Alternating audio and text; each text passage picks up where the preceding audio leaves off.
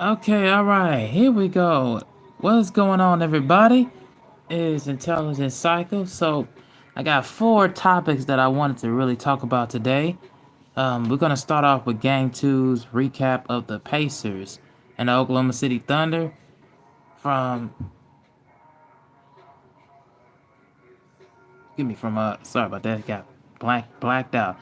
From Sunday night, Game Two, the Thunder won by the score of 123 to 107. Led by Shea Gilgeous-Alexander with 29, Jalen Williams, and Chet Holmgren. All five Thunder players, and also Aaron Wiggins and Alex Caruso were also in double figures. So five other Thunder players were in double figures. No Pacers was in scored over 20 points. The only person that came closest was Miles Turner, followed by Naismith. The thing about the Thunder, they didn't necessarily out rebounded the Pacers by much, maybe by a couple of boards. They score a lot more in the fast break. They cut the Pacers, transition buckets in half, and they made it into a half court game, which led to them just ultimately just taking it down the lane and finishing up on them, and really also going to the free throw line more in this game than they did in game one, and also kind of settling in the game, not taking a lot of bad shots. Now also kind of just settling down, letting the jitters, because earlier on it was kind of turn the ball over. I think they had like six turnovers in the first quarter, so the jitterbugs kind of like got to them at the end of the day. But at that time in that first quarter, but I think afterwards they started to settle in. They started to play within the focus of the team, and Shea Gilgeous-Alexander just kind of play within the team and not worried about his own scoring load, and let Jalen Williams continue to facilitate and getting everybody else involved. But Chet Holmgren pretty much scored nine of the team's remain of the team's 26 points. Mainly all of those 9 points came in the first quarter. Then he ended up scoring 15 at the half. The Pacers could not find a way to slow him down whatsoever, and that pretty much just pretty much did him in. Because another thing, because Holmgren only had like 6 points for the entire game in game one, so his impact was all had to be embedded into this one, man. And you kind of just seen it all the way around. Isaiah Harkenstein, they was able to play their both for the big man lineup, and it just did wonders for them, did them so well. And also for the Thunder, playing that big man lineup, and completely just took away anything the Pacers had opportunities to drive it inside the paint and drive it towards the basket. It did them in to a point where, astonishingly, they just didn't have no answers. And also, who would have thought Aaron Wiggins would have scored 17 points off the bench and hit like 5 3-pointers? Who would have thought that even would have been the case? I never would have imagined and expected that. They made this man out there look like freaking Reggie Miller. I mean, it was just ridiculous how wide open he was on 3-point attempts. But Alex Caruso, I'm fine. Him taking that many threes, but I'm fine with him. You can live with him hitting them, making them missing threes, making them missing jump shots. But you got guys like Aaron Wiggins, you got guys like Case and Wallace hitting shots. That's a problem for you if you're the Pacers. You can't let afford to have that slip up in game three, back in Naptown, back in Gainbridge Fieldhouse. Because if you want to try to win and keep your hopes in this series, to try to win the series, you gotta get out to the open shooters, get out to the guys, and contain and contest. And that really just did not happen last game, this past games, and it's on Sunday night, and they just couldn't get into a rhythm.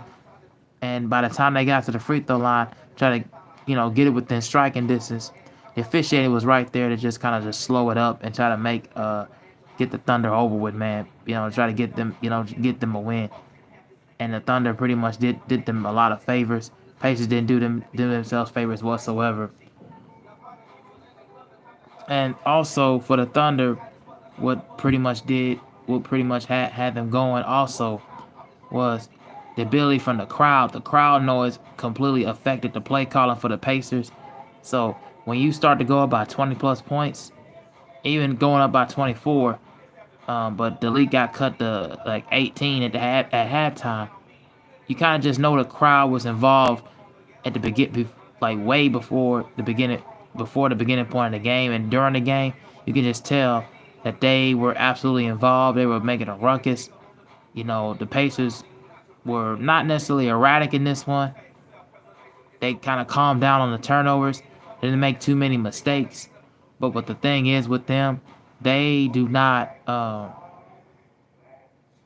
they do not have what I consider to be um, an ability to win in a half court. So I think that plays in the OKC's favor. So you're the Pacers. You got to get back to the basics, run your pace, complete your sets, and just try to understand that the Thunder is going to give everything that they got on with the on-ball pressure and driving it home. So you just got to weather the storm, and you got to just get over the emotions, get over the cycle of you being in the finals, and don't just think about that game one like that was a shocking, luckily win. And most people's out that could have been a fluke, but no, I don't think it was. I just think that it was just mainly just the fact that the Thunder was just on point, and they just needed that buzz. They just needed that lingering effect.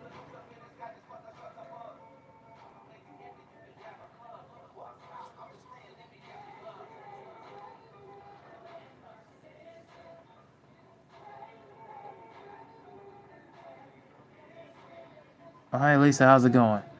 But yeah, that's just pretty much how I see it from in that same thing in that from game two and Paycom Center in OKC. So the thing is, for the Pacers, you gotta win. You gotta learn from your mistakes. Go into the next game. Go back to the drawing board. Really watch a lot of film and see the mistakes you guys made. How much your offense just couldn't get into a rhythm, including Tyrese Halliburton, who scored 12 garbage points in the fourth quarter. That was absolutely meaningless. It didn't mean absolutely nothing in the game whatsoever. You could have been this open and aggressive and attacking the rim for the first three quarters, and you just completely just been null and void. I mean, that was just a pathetic way of going out, but trying to think that you can, put up in front run for your stat line. I didn't like that at all from Halliburton. I think Halliburton really needs to look at the film as well and see the things that he was missing and missing out on and messing up out there on the court. Another thing to me that the Pacers need to really look at is no one understand that no one understand that although even if you may or may not win this finals, just know getting into this point and not even expecting for you to even be at this fans did not even expect you to be at this point or even get to this point. Just know that you got the confidence and you got the booster and you got the experience now. So when you can learn from the previous year, learn from the previous Eastern Conference Finals and now this one in the finals, knowing that you can actually get there and know you got the belief and this confidence to really get there to do so. So those also are some tips and key pointers that I will say that they can look at. But game three, they got to come out and aggressive. Start off attacking the rim. Do not settle for threes. Do not settle for jump shots. Just straight up attack the rim and just straight get into the lane. Make them try to drive and make them try to force contact on you in order for them to get it done.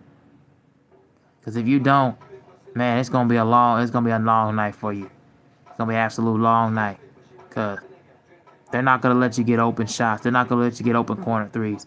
You gotta start attacking the basket. And you gotta start making them. And you gotta start drawing contact on them in order for the roles and the ties to be fully reversed. And that's what happens when you get Opie Toppin and try to come in and think he can hit a few 3-pointers, which is not his game. You playing out of your game and playing out of your element. You don't want to do that against this OKC Thunder because they are really good. So that would be the main thing I would say the Pacers should focus on. Is just Halliburton's got to be aggressive. Naismith and Nembhard got to take over and also do their thing, be aggressive, but don't settle and just continue to just run your offense and run your flows. Run your offense and run your sets and play make and just take easier shots and don't try to and don't think that you gotta settle or don't let the nerves or even the looks of the big man for the Thunder get to you, just know that you got the confidence in order for you to take this series. And having a split, it's a good thing for you because knowing that the home court advantage is not going either way, you can steal it back by winning game three and winning game four and take full control. So just know, take it one game at a time and continue to make things easier for you.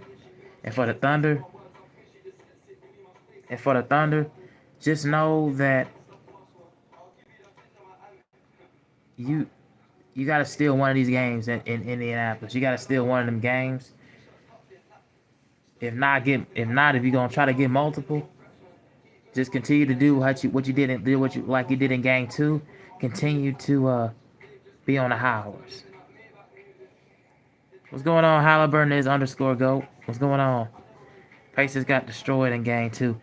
Yeah, the thing about the Pacers was I knew they wasn't gonna win the game. I said the Thunder was probably gonna win by 9, but they just could not get into a rhythm at all offensively. They couldn't get into a rhythm at all. They couldn't get into their sets. Couldn't make a lot of plays to the basket because the Thunder was cutting them off and collapsing it everywhere they go. So that would be the main thing that they need to look back at in the film room is just understanding that it's just one game at a time. Do not let anything get to you, the nerves, the crowd. Do not let that bother you, and also do not panic. Don't try to panic. Don't try to do things unorthodox or out of the ordinary that's not involved with you.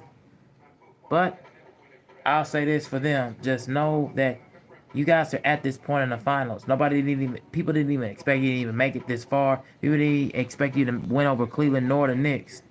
So just know that this season and last year's Eastern Conference Finals, it wasn't a fluke at all, and it just goes to show you how much of talented of a squad as you are, you know.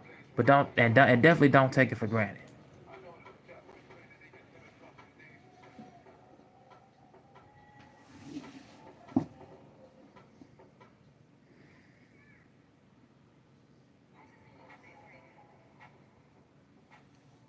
All right. So those are my thoughts for game two. Um, quick preview for game three. I'll say this. Um, I think the Pacers are probably going to come out so aggressive, and they're going to come out really late, razor sharp, laser focused. I don't think they want to try to settle or try to play with their food and take things for granted for OKC because they don't know exactly what it's handed for. I think the Pacers will win game three, but in a close one, and we'll see how that one goes overall because it could be a thing where it's a pick 'em, you know.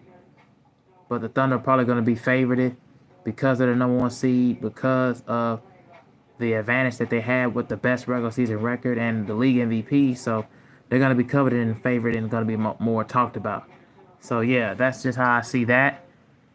Um, Now let's go and move to the next story that I want to talk about, and that is Aaron Rodgers to the Steelers. All right, let me see if I can pull this up.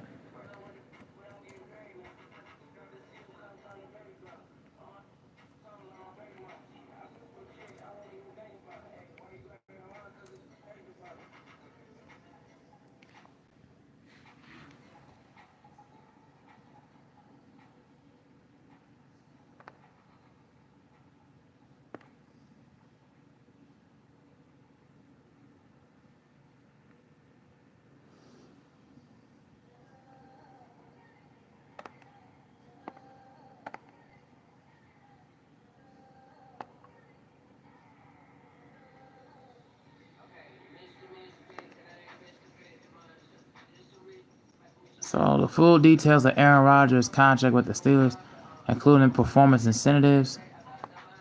This is according to what I've seen in the New York Post.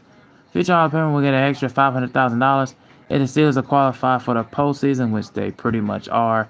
Especially under Mike Tomlin, they're known to get into the postseason. They've never had one season where they've missed the postseason, so that's probably going to happen. Let me see. The future Hall of Famer will receive it. Oh, a wild card victory, which he will see 50% of the game. Oh shit! Let me get off of that. Receive 50% of the game of for his. Oh wait a minute. A wild card victory, which he played 50% of the game of his team, will earn a first round bye. Will mean a $600,000 bump for Rodgers.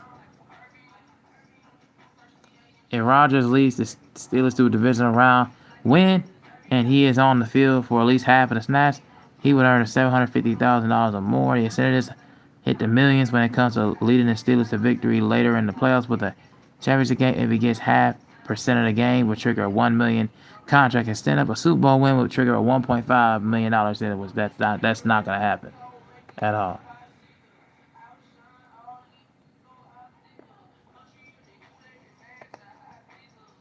As you can see, Aaron Rodgers now is attending the Steelers minicamp on the South Side facility.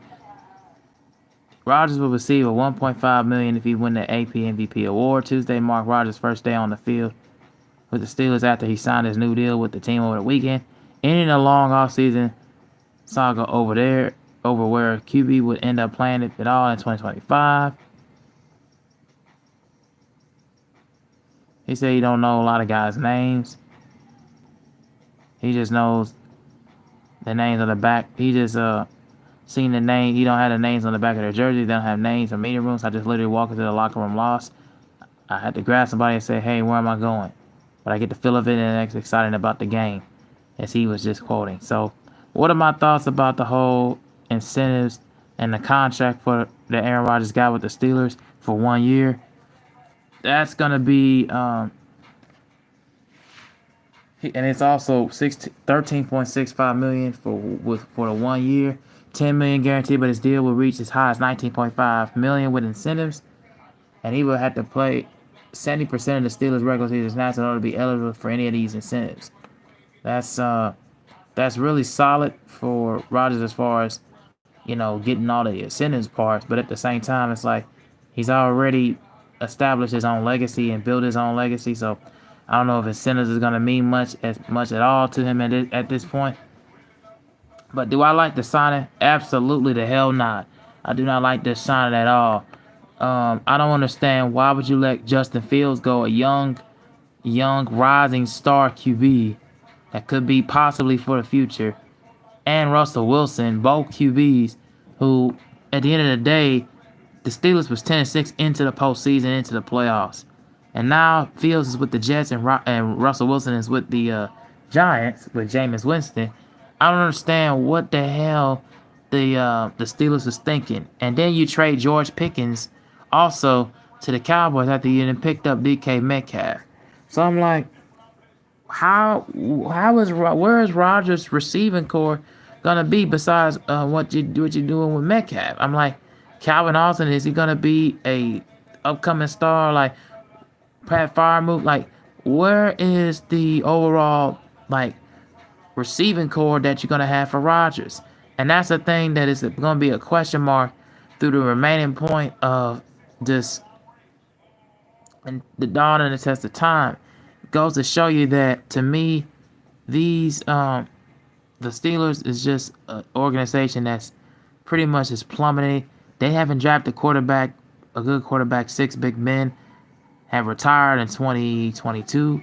They have not drafted a quarterback since that time frame, and they haven't even got better at all when it comes to just picking their talent and picking their squad. And that's just the sad part about them. And also, the running backs that they picked up, that they got from the draft, like the Najee Harris of the world, Jaylen Warrens, and of course, what they moved on to carry on from Le'Veon Bell and et cetera, et cetera, et cetera. They just don't have the kind of core offensively. And defensively, they're getting older. They're not getting any younger. Micah Fitzpatrick, as good as he is, he's not that same hard-hitting safety. They can bring guys down and barrel guys down when he first got into the league. The only lineman I can trust on the Steelers that can get this consistency is T.J. Watt, but I just don't trust the way the Steelers organization has really handled things. And also, their offensive coordinator, Arthur Smith, is absolute garbage. I don't know why. I don't know why they thought at the. I don't know why they thought he was gonna change things and change matters. I just didn't see that happening whatsoever. So, so that's my thing for the Steelers is they got a lot more things than just trying to deal and manage with Aaron Rodgers and you paying him and then of course the eligible for an incentives part. They got a lot of things to kink out and work on during this minicamp and during this off season, and they got a lot of moves to make before the preseason comes out and goes into motion. So if I'm the Steelers, I would not be satisfied at all with this signing. I think that it kind of goes to show you that teams are just willing to just make things harder and difficult on themselves. But hold on, guys, I'll be right back. I gotta take a little bit of a 5 minute breather.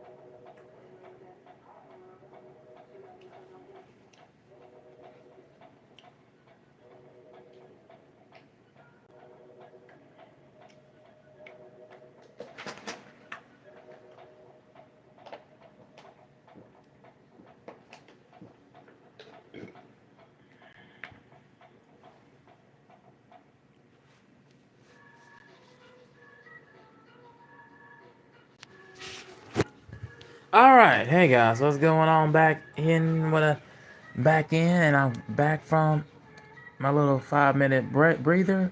So getting back to this Aaron Rodgers to the Steelers news story. So my thoughts about this still hasn't changed. Like I said, I don't like the signing. Don't like the signing at all. I don't think this will help the Steelers at all. I think Aaron Rodgers to me should have retired about 4 or 5 years ago. I think his pretty much his game is pretty much gone, and it has pretty much overstayed. It's like really hot in here.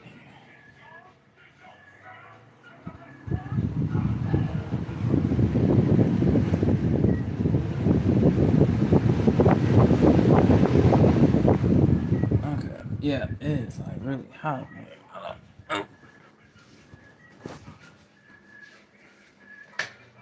Whew, it's really hot up in here. All right, so getting back to what I was saying, I think Aaron Rodgers to me should have retired like 4 or 5 years ago, in my honesty, because his game has almost, in my opinion, left him, and he has not fully been the same overall. Just at the position.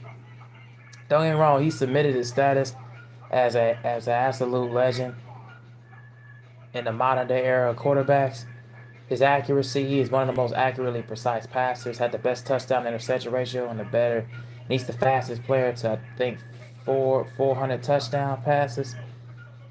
He doesn't commit a whole lot of turnovers. He tries to stay vulnerable, but I just think the situation with him in New York with the Jets did not work out, and to me, they didn't put the roster to develop around him that could have made him successful. I think they had a lot of talent, but just didn't know how to use it. And then having Devontae Adams there, his former Green Bay partner receiver, just did not work. Did not work out at all.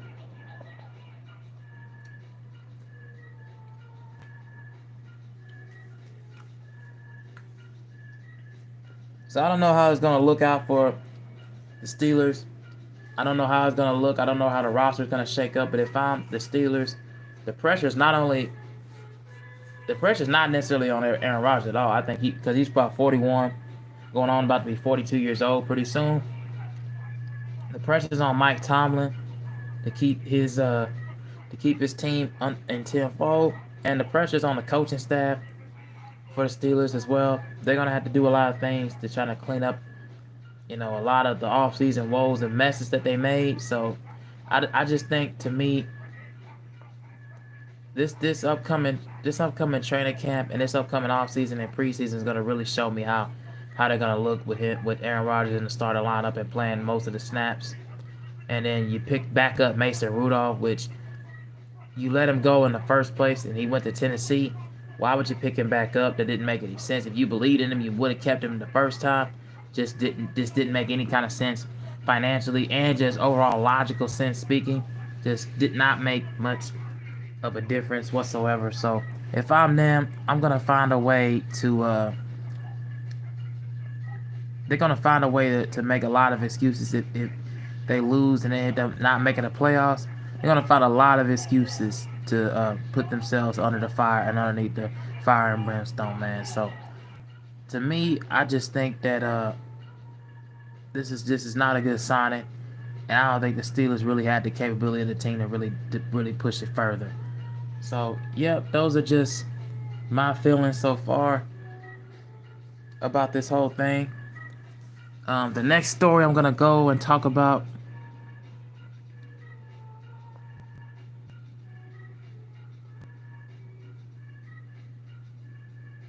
All right, the next story I'm gonna go and talk about is what the hell is going on with this damn.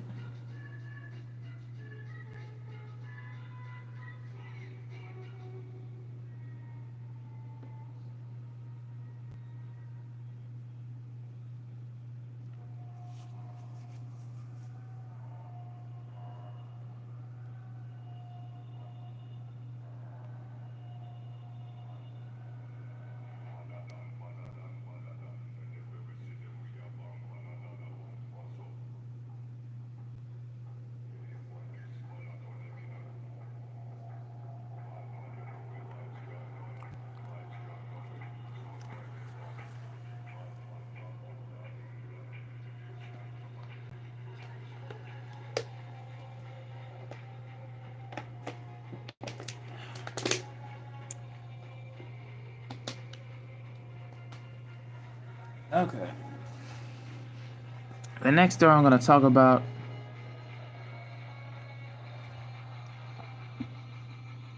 The next story I'm gonna talk about is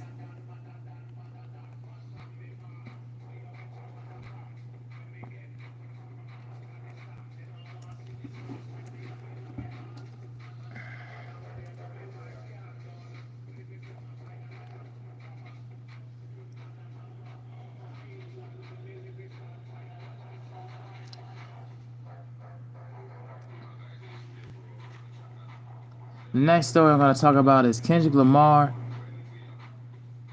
and also the BET Awards winners list.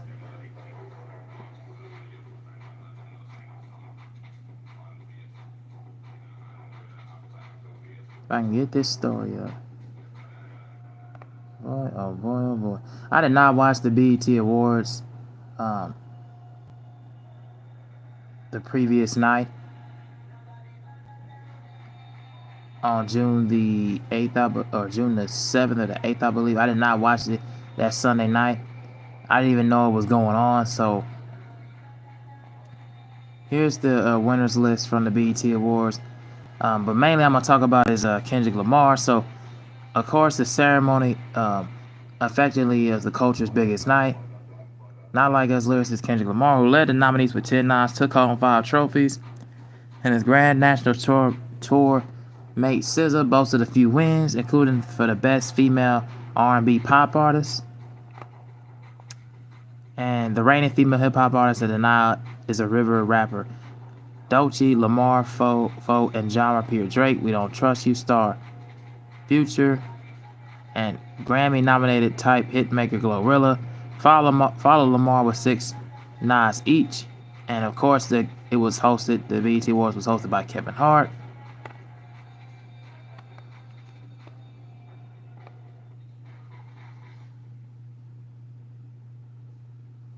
So for Album of the Year, we're going to talk about this real fast. So the Album of the Year nominees is We Don't Trust You by Future, Metro, and Boomin, Some Sexy Songs for You, Hurry Up Tomorrow, Glorious by Glorilla, Cowboy Carter by Beyonce, Alligator Bites Never Heal by Doechii, 1111 Deluxe by Chris Brown, and the winner of the Album of the Year. And the last nominee was Kendrick Lamar's GNX, and Kendrick Lamar won with GNX. And he gave his speech as he was actually there to watch the award being and the nominees being announced, and him getting the award. And he did a ceremony, and he thanked the whole company for still keeping him around and still keeping his name, mentioned, and the fans and the crowd and everybody still doing their thing. The fans for always continuing to support him through the times. So salute to Kendrick Lamar for winning that award for Album of the Year. Even though it's a pretty stacked list of categories, the only thing I would have took out was the Drake and Party album, So Sexy Song for You. I didn't think that should have even been freaking nominated. I don't know why the hell that was even in this category. That didn't make any sense to me. I didn't really hear a whole lot of people even talk about that record. I thought that was pretty stupid to me. But besides that album should not be in this category. This is a pretty stacked freaking list. I mean, I'm not mad at any of these choices, and I wouldn't have been mad at either one of these albums winning. Besides the Drake and Party album, I did not want to see that win at all.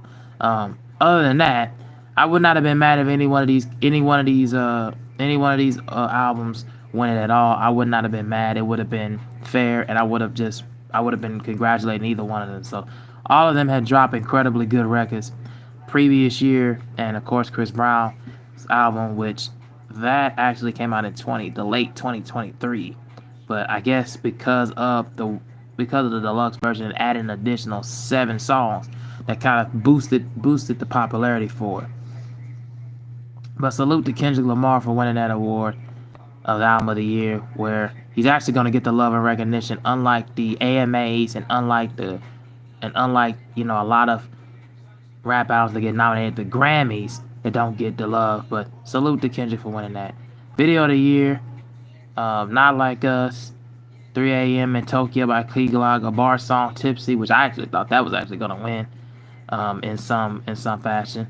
by Shabuzi, After Hours by Kehlani, The Niles a River by Doechii, Family Matters by Drake. Okay, I guess that's in the category. For video of the year, I didn't think that was gonna be in there. Timeless by The Weeknd and Playboi Carti, and Type by Future and Metro Boomin, featuring Travis Scott and Playboi Carti, and the winner, of course, goes to Not Like Us by Kendrick Lamar.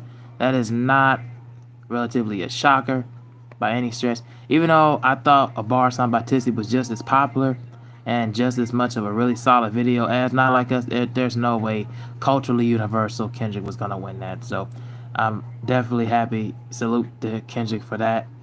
For the video, it was really, really cold. And giving love back to Compton, giving love back to Cali, he did his thing on there. Viewer's Choice Award goes to Residuals by Chris Brown over The Niles the River, Nokia, Like That, TGIF, Not Like Us, Luther, and Brokey by Lotto. Again, I think because the fans really, really supported 1111 Deluxe by Chris Brown, they really was going to put that there, so I'm not mad at it whatsoever.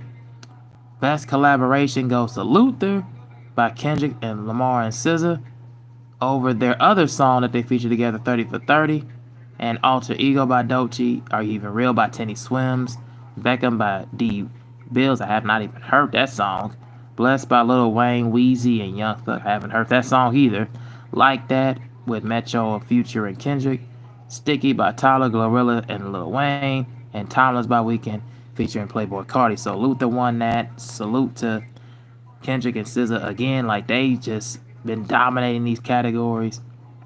There's no doubt about it. So, and that's been probably the biggest song off of the album, and because of the iconic sample from If This World Was Mine by Luther Vandross. So that was a really good win for them. Best Male R&B and Pop Artist. Nominees were Chris Brown, Bruno Mars, Drake, Friday, I don't even know who that even is, Leon Thomas, Teddy Swims, The Weeknd, and Usher. I actually thought Leon Thomas was actually finna win this award between him and or The Weeknd. But they gave it to Chris Brown. I get it because the album and of course his name being so recognizable now. I mean, so recognizable even back then. In the early 2010s, so I get it, but at the same time, it's not who I would have personally voted for. But that's just how I feel. But I'm not mad at it. Best Female R&B and Pop Artist. So SZA, Ari Lennox, Era Star, Coco Jones, Kehlani, Money Long, Summer Walker, Victoria Monet, and the winner goes to SZA. Salute and shouts outs to her. She definitely deserves it. Her album SOS and even Alana SOS Deluxe was brilliantly done and massively crafted well. The R&B songs really, really hit. So definitely give some love for her. She definitely killed it. Best Female Hip Hop Artist goes to Doechii over Cardi B, Doja Cat, Glorilla, Lotto, Megan Thee Stallion, Nicki Minaj, Rhapsody, and Sexy Red. I would not put Sexy Red in here at all. And this is a pretty stacked lineup, of course, of current female artists. I don't think I would have put Sexy Red. I don't even know if Megan Thee Stallion was really throwing some. I don't really know if she was even having a lot of hit records per se. I just didn't think that was going to be the case. So I did not think that. I don't know if they should have been in here, but it's a pretty stacked cast. But Doechii definitely deserved that award for the best female hip hop artist because her name is just so popular, recognized. Her and Doja Cat probably had the most recognizable names, and Glorilla could probably follow up in third with the most recognizable name and the most spins right now. Currently, as we're currently heading into 2025, they're still all three of those ladies are still getting records played from their albums. And definitely the Scarlet joint from Doja Cat, and definitely from Glorilla, TGIF, and on the high 100.9 over here, hip hop station. But yeah, it's definitely getting some buzz. Best male hip hop artist is Kendrick, Big X the Plug, Bossman D-Lo, Burna Boy, Drake, Future, Key Glock, Lil Wayne, and Tyler the Creator. Okay, now this is not a good category. First of all, what the hell is Burna Boy doing in this list? I don't even know why he's even here. That don't know. I don't even know why is he even here. I don't even think he should have been in here. Big X the plug and Boss Mandilo got the big popularity, the big buzz. So I would expect both of them to be in here, and they're new and they're still current. But obviously, this is gonna go to Kendrick Lamar. I mean, he had the biggest year of anybody out of this whole category, and it definitely is deserving. Other than Tyler the Creator as well, you can throw his name up in there. He had a pretty big year as well. So, but I'm gonna go with Kendrick on this one. So definitely salute to him. Best new artist went to Leon Thomas. I feel like I'm gonna really lead these categories because I don't really know who the rest of these people are. Like D Bills, I don't know who that is. But to me, and 40 What, I have no idea. But R Star, Big X the Plug, Boss Mandilo, October London, Shabuzi, and Teddy Swims. Now this could have went either way. It could have went to, and I didn't even realize why is even October London in this category. He's not a new artist. He's not a new artist. So why is he even in this category? And his breakthrough stuff came out in 2016. Like, why is he even in this category? But anyways, Leon Thomas definitely deserved that, so I'm not really gonna be mad at that one. Best group went to Future and Metro Boomin. Not a surprise with that one.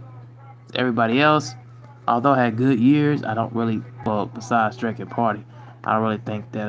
I think that to me, I don't really think they should have even been in here, and I don't even know who 41 even is. Flo had a solid year. That girl group was really nice. All right, so in the best BT Her Award went to Heart of a Woman by Summer Walker.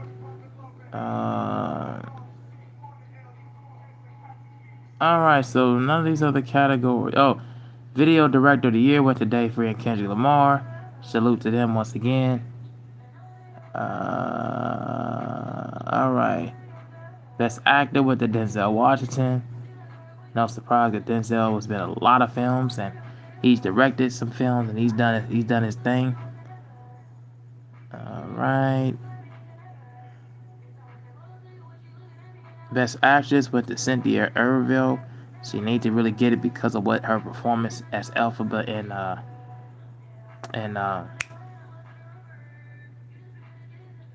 in the Wicked movie was really solid for her. So shout out to Cynthia Erivo. Really like that. Sportswoman of the Year went to Angel Reese. That's really no shock. She is probably the most popular, most talked about women's basketball player right now, other than Asia Wilson. So yeah, definitely salute to her. And that is Sportsman of the Year went to Jayla Hurts. That's definitely well deserved. And they honored the Ultimate Icon Award to Mariah Carey, Jamie Foxx, Snoop Dogg, and Kirk Franklin. And that pretty much is it for the nominees. But mainly I want to talk about is Kendrick Lamar winning 5 out of the 10 categories that he was selected in, and also for best collaboration, Video Director of the Year, and one for Best Album and Best Male Hip Hop Artist. Salute to Kendrick Lamar. I mean, well deserved, well earned. Been following this guy since Section 80. Definitely cannot recommend his music enough. So I really like the fact that they honored him and honored him well, and I also really like the fact they gave SZA, some really good recognition as well as I hope for Dolce as well for Best Female Hip Hop Artist. That was really nice for her.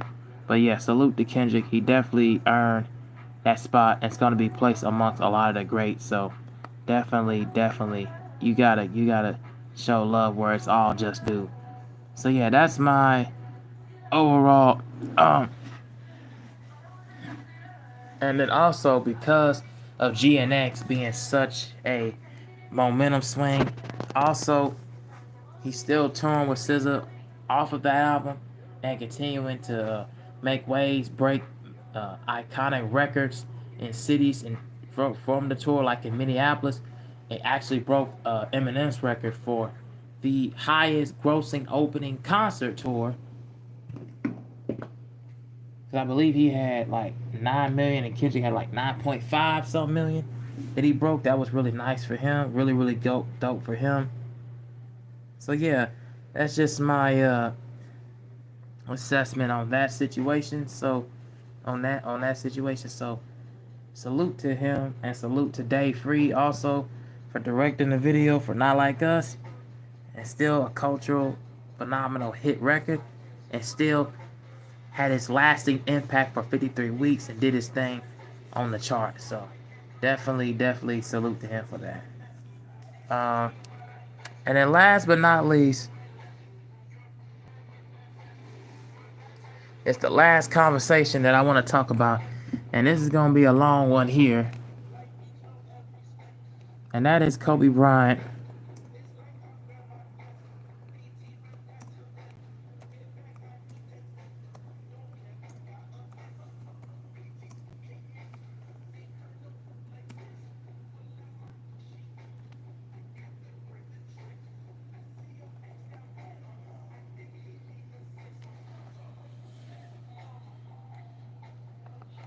So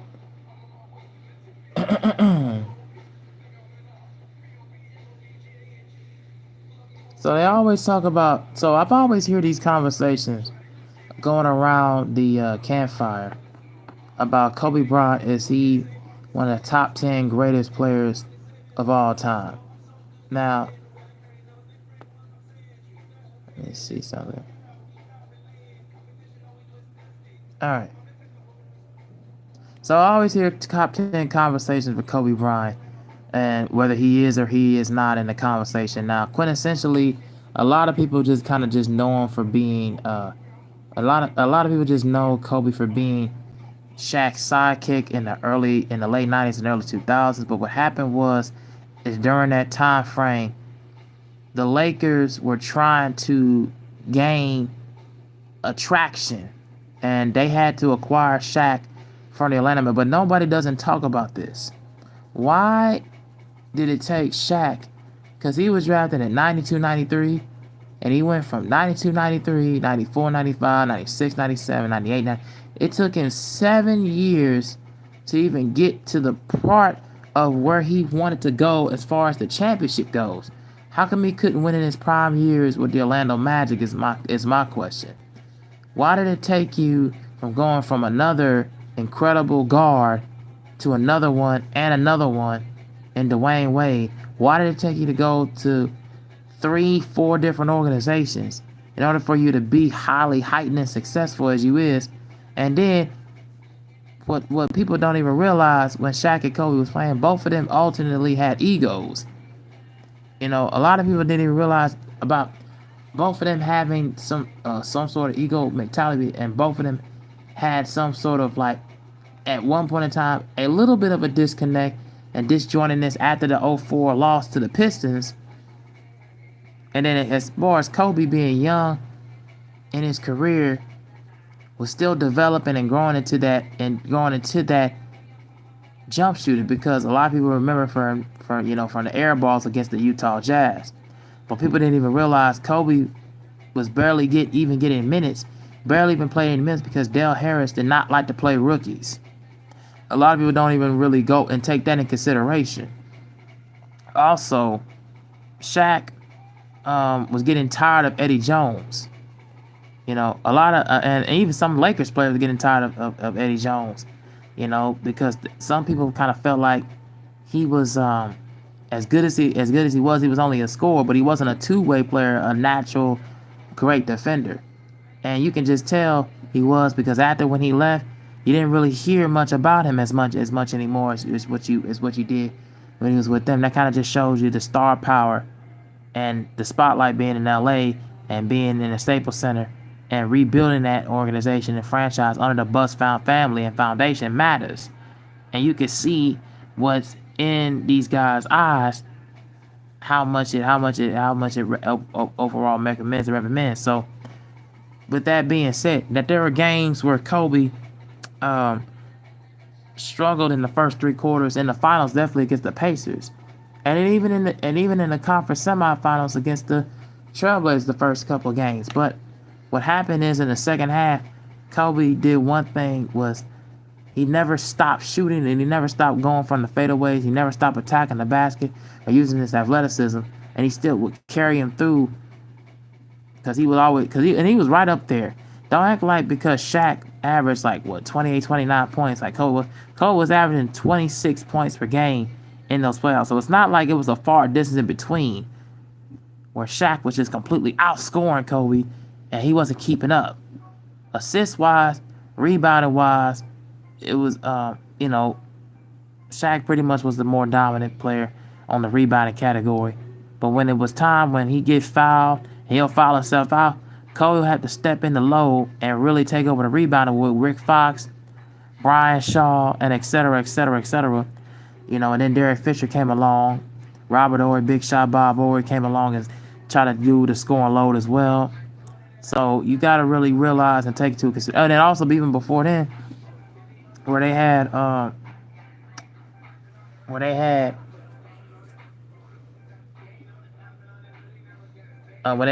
Glenn Big Dog Rice, and then before Damon Stoudemire went to the Trailblazers, they had him.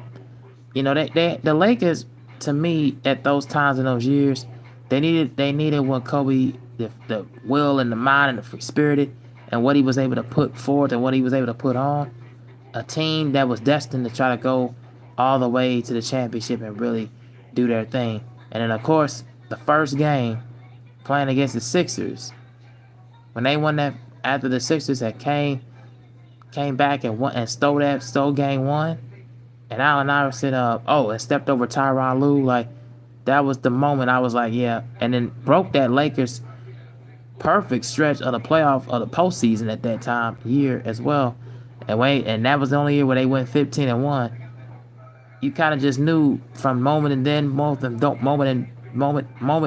further on, they had to go to amount of Western Conference Finals and championships and had to go three-peat because they were just too good. They were just too potent. But here's the stat line that people don't talk about with Kobe. The 11-time All-NBA first team and the 4th highest scorer in NBA history. Was at one point. But of course, it still is currently. And it took LeBron James 22 years to try to get past the 40,000 career point mark and past Kareem. He was a 2-time scoring champion, 11-time All-NBA first team, 12 All-NBA defensive team, 9 first team, and 3 second team. That's what people don't even realize with the accolades and accomplishments. And to me, it kind of just shows me that a lot of people is very ignorant. And a lot of people are looking, especially what happened because he became the most hated, was due to the Colorado case. That Colorado case did him in as far as being hated by people amongst stars in the NBA. And it kind of just showed me that a lot of people have not only their blatant biases towards athletes, but don't actively watch the game and don't use their eye test and just use a lot of flunky statistics. This player shot this amount per field. This player has so much PER, had a better PER. He had a better points and assists and rebounds, all this different stuff. I'm like, Kobe had 25 career 50-point games. There's only like 3 to 4 other players that were on the same level that had that many amount of 50-point games. Then he had 4 60-point games and scored 181-point game against the Raptors. So I'm saying like he's constantly scored over 50 plus points or more, through a 19-20 year span. Now the injuries didn't do him well because he couldn't get to a 6th title, and they lost. And then also before then lost to the Mavericks. He had to go to Germany to get that microscopic surgery. But you got to realize those times are different. And and people just got to understand the era of where we play in. That era in the late 90s and early 2000s was still the last time we was able to see a little bit more physicality and guys getting each other's faces and causing a chaotic ruckus, it seems. So Kobe played in a much tougher era than a lot of these guards and a lot of these guys that you like to consider in that top tier conversation, like a Jokic, like a KD, like a LeBron, and mainly in a Steph Curry. But I can't take anything away from LeBron not being in the top 5 conversation because he's one of the top 5 in all-time leading statistics. So this necessarily doesn't apply to him, but I'm talking about the other people that they want to try to put in these top 10 conversations. You guys don't look at the era that they faced in and the physicality, and then even in the late 70s where they took away illegal defense, and took the center out of the paint. It kind of opened up the lane for a lot of guards, especially nowadays, to do that. And also don't even realize the elevation of the 3-point shot and their ability to move the 3-point the arc up to 22 feet. Like, those are the things that people don't realize and look at when it's all said and done. So those are just things that I would take into consideration when judging these guys. A 2-time Olympic gold medalist that Kobe Bryant was. And the only reason, like I was saying before about the league MVPs, why he couldn't win more is because they wanted a new face, and they didn't want anybody who was going through a whole case and then just now getting over it. So that also was taken into it back. And plus the Colorado case just really, the league pretty much despised him for it. And of course, because of the injuries, ESPN had to make up a top 100 players of that 2012-2013 year, and it kind of just moved him down at like 93, and he called them a bunch of idiots. If you guys don't remember that, yeah, he called ESPN because they ranked him in 2012-2013, still averaging like 27 points, 6.5 assists, and like 5 rebounds. But you gonna tell me he's the 93rd best player in that top 100 of that certain year? Yeah, he's gonna call you a bunch of idiots. He's gonna be pissed off about that. So that's the thing that a lot of things that don't get talked about when you mention it. Now, is he like above the people like I was gonna say? Is Kobe above the people like a Bill Russell or Kareem, a Mike, a Magic Johnson now? I don't think he is. I don't personally think he is. Personally. And I don't really think right now, and even at this point, he's above a LeBron, but I would still have him around like number 6. Because I just think his impact of the game really, to me, shows that he still was able to continue to play at a high level, and the ability to just athletically get to the basket, finesse, and no finesse to his game, just all power, force, and ability to still stay strong with it, man. So that's the main thing. And then also, when he wore that 24 jersey and just really, really played a whole lot of defense, sticking man-to-man against your league's best guards, best players, and even LeBron himself and KD himself would say, man, Kobe was that dude. He was the better player at that time than us. And we were just coming up, man. He schooled us. And they would tell you that. So that kind of goes, you guys don't want to put the respect on his name and don't really want to put the respect on his accolades and diminish the quality of what he was able to bring. So that's just my thoughts about the Kobe Bryant top 10 conversation's been floating around a campfire for a while.